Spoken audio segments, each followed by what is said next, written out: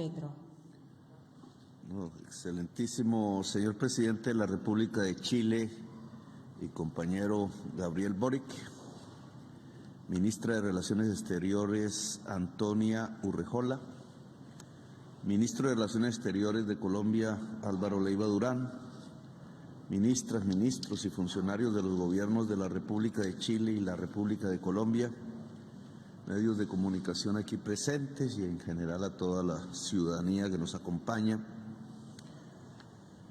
Yo conocí la palabra Chile y la existencia de Chile a través de las palabras de un poeta, Pablo Neruda, que era mi poeta favorito, casi único, en mis últimos años de niñez y adolescencia. Lo leía conjuntamente, poesía con 100 años de soledad, de Gabriel García Márquez.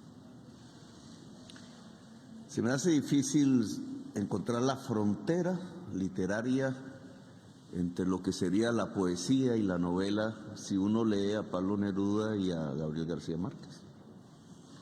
Casi como aquellas personas que conocen muy bien diferentes idiomas y pasan del uno al otro sin darse cuenta. Uno podría leer la poesía y pasar a la novela y al revés sin darse cuenta que pasó de un género literario al otro entre Pablo Neruda y García Márquez. Pablo Neruda quiso ser presidente de Chile. Y a Gabriel García Márquez le dijimos muchísimos que fuera presidente de Colombia. ¿Qué hubiera sido de América Latina si Pablo Neruda y Gabriel García Márquez hubieran sido presidentes? Hubiéramos tenido presidentes poetas, presidentes de las palabras hermosas. Es difícil saber si hubiera sido mejor o peor. Yo creo que mejor, porque era mejor tener presidentes poetas que presidentes de fusiles o de violencias, que no el atuendo es el que hace la paz o la guerra. Indudablemente hubiera sido una América Latina diferente que no pudo ser. Nos corresponde a nosotros, fíjense, los que de niños leíamos a Pablo Neruda y a García Márquez, asumir esa responsabilidad, que es enorme, porque es la responsabilidad no solamente de quedarse en las palabras. Casi todos los latinoamericanos y latinoamericanas somos expertos en hablar, sino que tenemos que pasar de la retórica a los hechos, a lo concreto, a una pragmática que nos tiene que llevar necesariamente a unos resultados, como dicen los ingenieros, eficaces. Y lo que está en cuestión es la integración latinoamericana, si es que eso es posible, y la democracia, si es que la democracia en tiempos de la crisis climática es posible. Tema para reflexionar mucho. Y aquí estamos haciendo un intento de decirle sí a esas dos realidades que tienen que ser en América Latina, su propia integración y la democracia, que debe ser su espíritu y su alma. Así lo entendía tanto Pablo Neruda como Gabriel García Márquez, indudablemente. Aquí esas cosas concretas que nos unen y se pueden vestir de palabras, etcétera, de discursos, de tratados, de documentos que se firman, tienen que girar sobre unos temas en los cuales yo creo que podemos colaborar y construir comúnmente. He hablado aquí de algo que quizás suena un poco extraño a nuestros pueblos, sobre todo al colombiano. Bueno, ¿y por qué no hacemos una colaboración aeroespacial entre Colombia y Chile? Ya por ahí algún crítico dirá, y Petro está pensando ir a Marte. Bueno, algún día iremos. Vamos juntos. Sí. Pero lo que queremos es un poco aprovechar el mayor avance de Chile relativo respecto al colombiano. Por alguna razón, los gobiernos de Colombia, a pesar de tener en su geografía la órbita ecuatorial, pasando por nuestro territorio, no han aprovechado esa posición sideral. Y yo quiero que Colombia adelante en materia satelital. El desarrollo de las instituciones aeroespaciales nos permiten un mayor conocimiento de nuestro país. ¿Quién lo dijera?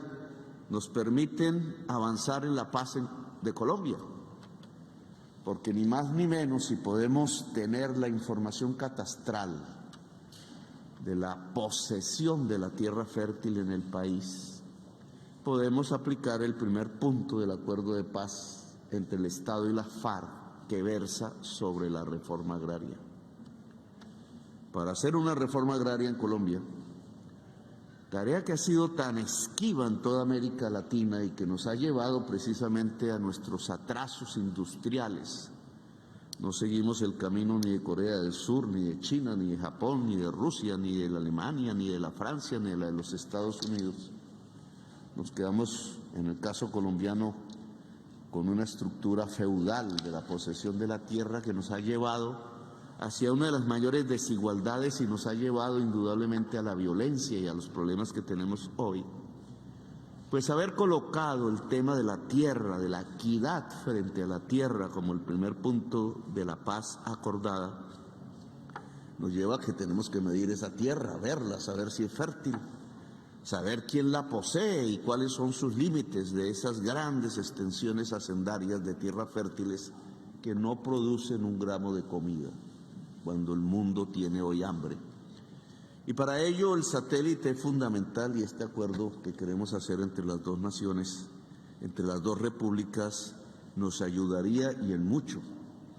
Más que muchos discursos de países muy desarrollados a favor de la paz en Colombia, si logramos este acuerdo concreto y los satélites o el que existe hoy puede aclararnos el panorama del catastro de las tierras colombianas, estaríamos a punto de cumplir el primer punto del acuerdo de paz entre el Estado colombiano y la FARC, y lo haríamos dos naciones relativamente modestas desde el punto de vista del Producto Interno Bruto, PIB, pero un gran avance en la integración latinoamericana, que ni más ni menos es la paz, porque sería Chile el que más nos ayudaría a resolver el problema de la reforma agraria determinante de la violencia en Colombia. Hemos hablado de otro tema más universal, menos nuestro, pero en donde nosotros podemos ayudar a la humanidad. Ubiqué en el tema de la selva amazónica, de la cual Chile no hace parte, uno de los grandes temas universales, en donde países de Sudamérica, si se ponen de acuerdo, pueden ayudar a la humanidad a vivir en el planeta, si cuidamos con eficacia esa selva. Pero tenemos otro tema fundamental. América del Sur es la región del mundo con el mayor potencial de generación de energías limpias en nuestro planeta. Poco dicho, poco explorado. A veces se habla de Venezuela como la gran potencia petrolera, a veces de Colombia como la carbonera. Petróleo y carbón pueden acabar, si se usan intensivamente, la vida misma. Se habla de Chile acerca del cobre, etcétera. Pero resulta que hoy la mayor riqueza fuera de su población y su diversidad cultural está en nuestra naturaleza, está en nuestra biodiversidad, está en la enorme potencia de la vida, como decimos en Colombia, pero está también en su geografía, en sus montañas, en la abundancia de las aguas, del sol y de los vientos. Y esas palabras que se encuentran rapidísimo en los poemas de Pablo Neruda repetidamente, aguas, sol y vientos, son hoy la base de las energías limpias que el mundo puede tener. Incluso el famoso hidrógeno verde, esa sí es una palabra poco poética, no se puede hacer sin las aguas, sin el sol y sin el viento. Y entonces las tenemos en abundancia por per cápita como ninguna otra región del mundo, con una capacidad que podría generar tanta energía limpia que Europa nos envía diaria, que Estados Unidos necesita, porque al ser el mayor o segundo mayor contaminante del mundo, es decir, responsable hoy, a partir de su estructura económica y de su matriz energética, de la posible extinción de la humanidad, una alianza entre esa necesidad de los Estados Unidos por cambiar su matriz energética y nuestro potencial para generar energías limpias podría ser fundamental, no solamente para las Américas, sino para la humanidad entera. Ayudar a cambiar a Estados Unidos su matriz energética es ayudar a que la humanidad pueda vivir en el planeta. Y tenemos ese potencial. Luego, ¿cómo se logra juntar ambas necesidades y propósitos? Pues hace tiempo se inventó, muy modestamente, es mucho más viejo el invento que el Internet, más modesto, es un simple cable de energía eléctrica. Si hubiese una red de energía eléctrica poderosa entre la Patagonia y Alaska, América Latina podría lograr que todo su potencial energético limpio pudiera desarrollarse para alimentar esa red y propiciar entonces unas Américas con energías limpias, incluida el pedazo de las Américas que le corresponde a los Estados Unidos y Canadá. La OLADE, que es la instancia latinoamericana de energía, sabe que no nos quedan sino pocos espacios geográficos para lograr la interconexión, que tenemos que homogenizar normas, regulaciones, etcétera, normas técnicas, de las cuales yo no soy un experto, pero que esta posibilidad podría construirse como un gran acuerdo de los pueblos que habitan estas Américas tan diversos, unos más antiguos y ancestrales, otros más nuevos, otros recién llegados, pero todos pueblos de las Américas. Y finalmente, porque yo tengo el defecto, Gabriel, de hablar bastante, eso es por ponerme a leer Pablo Neruda y Gabriel García Márquez. Indudablemente hay un tema que está también en cuestión en nuestro continente, entre varios, pero que hoy asoma, como asoman los lobos las orejas. Y en este sitio que sí que es bueno decirlo, está en peligro la democracia. Está en peligro el pacto democrático de las Américas, porque no es un problema exclusivamente suramericano. Lo mismo que pasó en Brasilia pasó en Washington. Un poquito más blanquitos los de Washington, pero fue lo mismo. Es un golpe de extremas derechas para o contra algo que no quieren, la democracia. Y no quieren la democracia porque la democracia permite que la diversidad de nuestras poblaciones, que el negro y la negra, y que el indígena y la comunidad, y que el campesino y el pobre y la señora de los tintos puedan ser dueños de sus propios países. La democracia. Estamos ante un peligro. En estos recintos, no sé si este mismo, se olía en aquel 1973 indudablemente el miedo. Aquí mismo, el miedo. Hoy también. Hoy también. Hoy también quisieran algunos que aquí cayeran las bombas, y allá, y acullá. Nosotros en Colombia estamos un poco acostumbrados, lamentablemente, a que los ríos de sangre sean en vez de la democracia y la justicia. Nosotros, en el caso mío, Gabriel, porque usted es más joven que yo, nosotros asumimos el reto de cambiar el mundo con las armas. Cuando aquí entraron disparando y acabaron al primer presidente de izquierdas elegido popularmente en América del Sur en su historia, yo decidí la toma de las armas. No había más. No respetaban el voto popular. No conocía esto. Es más, no quise venir a Chile ni a saber de la Casa Negra, ni de los lugares del mar del que tanto hablaba el poeta. Y ahí se fue una adolescencia y una juventud. No la mía, la de millones de latinoamericanos. Mi generación joven. Colombia quedó devorada por la violencia. ¿Nos equivocamos o no? Pero creímos, esos jóvenes, que si ese era el camino, lo tomábamos. 30 años después de dictaduras, de desaparecidos, de torturas, de millones en el exilio, de nuestra propia lucha en nuestro país, Colombia, y quizás de manera precursora en Colombia, en 1989, decidimos que ese no era el camino.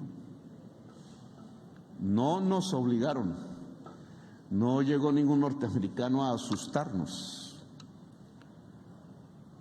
Nos convencimos nosotros mismos que no era el camino.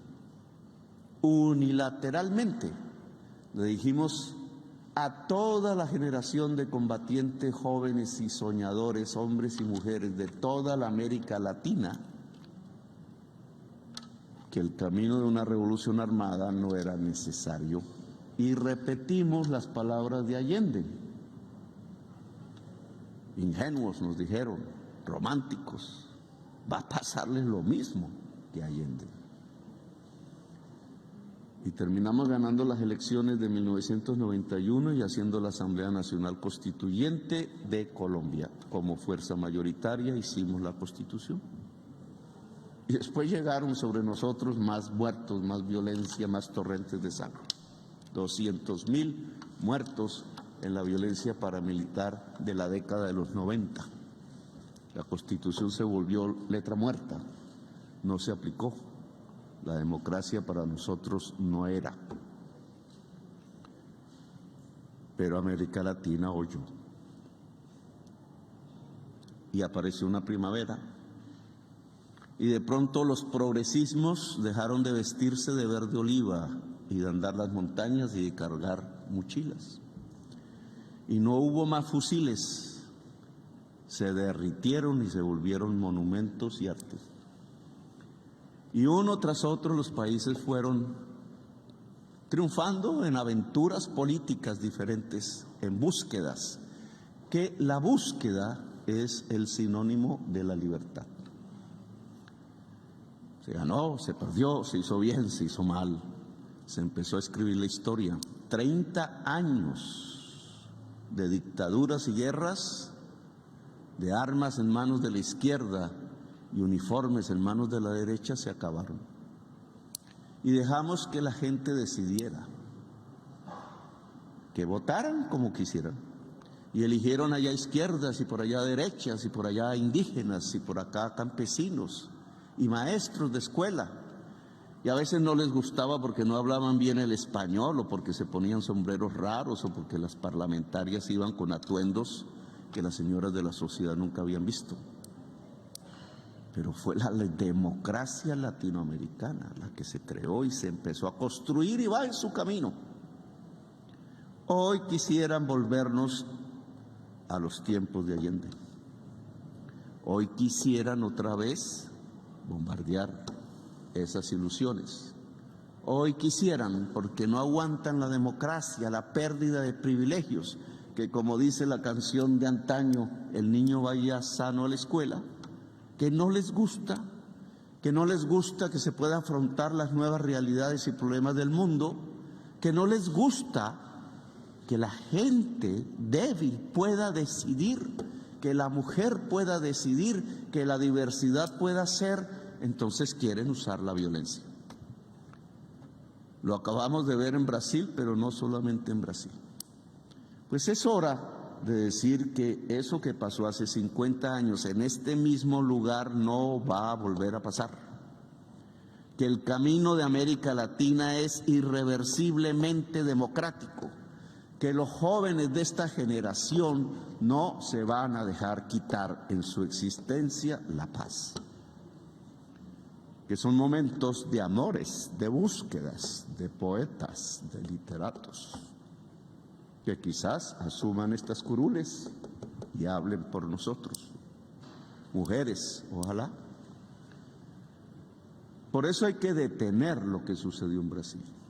Por eso hay que anunciar y gritar que no es posible repetir la historia porque se pierde América Latina definitivamente dentro de la humanidad. Que es un momento latinoamericano, que somos un faro que hoy alumbra, que nosotros ya no estamos buscando qué dice Francia, qué dicen sus libros y sus filósofos, traduciéndolos con un diccionario, como hacían los jóvenes republicanos de 21 años, hace 200 años. Que nosotros somos hoy a los que nos miran como pueblos, como experiencias, que somos faro del progresismo y posiblemente del futuro, y que por eso no podemos dejar perder la oportunidad democrática y pacífica de América Latina. El pacto democrático tiene que restablecerse en este territorio. Derechas o izquierdas tienen que saber que gane quien gane por decisión de sus pueblos, no habrá exilio, ni persecución, ni cárceles por sus ideas, que nadie debe morir por lo que piensa, que se puede ser en América Latina. Y ese pacto democrático que está hoy en simientes, balbuceante en el sistema interamericano de derechos humanos, en la tal Convención de Derechos Liberales, que debe ampliarse a derechos de la mujer, del medio ambiente, de los derechos colectivos de cuarta generación, como dicen los juristas, ese pacto debería ser ampliado, repotenciado, acatado por todas las formaciones del enorme espectro multicolor de la política, de las ideas, en este recinto, cuando se cumplan 50 años de lo que nunca debió ser, de cuando decidieron cegar la palabra paz, democracia e ilusión. Así que, presidente Gabriel, me disculpa que me haya alargado, tiene cierta fuerza energética el lugar, y por eso quería hablar de eso, que dentro de 50 años no vuelva aquí, sino una generación de artistas, de mujeres poetas y literatos como Gabriel García Márquez o mejores, y científicos y ingenieros, y que para ello este mes de septiembre aquí podamos invitar a los juristas de la Corte Interamericana de Derechos Humanos, de la Comisión, a quienes aún vivan de ese episodio, a los sobrevivientes de la lucha por la democracia de todos los colores, de todos los países, para que hagamos un nuevo juramento como Bolívar, el juramento de un gran pacto democrático para toda América Latina que se perpetúe en las generaciones.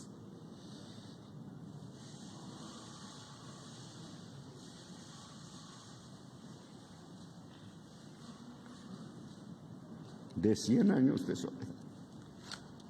Gracias.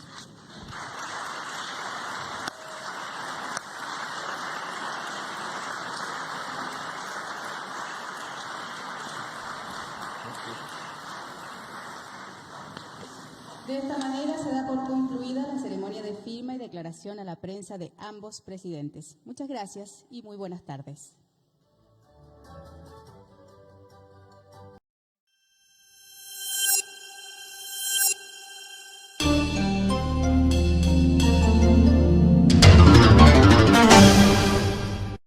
Si te gustó escuchar este artículo, suscríbete a nuestro canal, 90 Segundos Noticias.